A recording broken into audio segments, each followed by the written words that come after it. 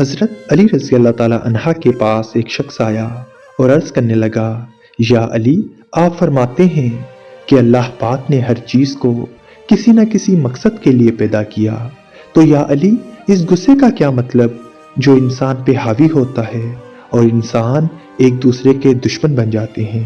تو امام علی نے فرمایا، اللہ اپنے بندوں سے پیار کرتا ہے، تبھی اللہ پاک نے بندوں کو ہر نعمت سے نوازا، لیکن افسوس انسان ان نعمتوں کا غلط استعمال کرتے ہیں۔ غصہ ایک ایسی طاقت ہے جو انسان کو محنت کرنے پہ مجبور کرتی ہے۔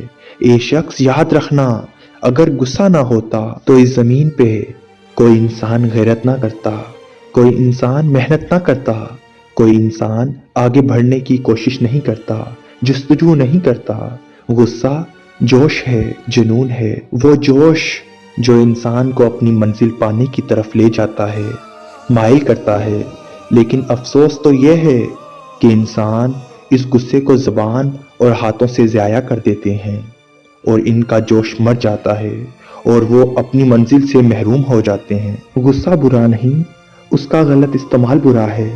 تو اس شخص نے کہا، یا علی، میں اپنے غصے کو کیسے استعمال کروں؟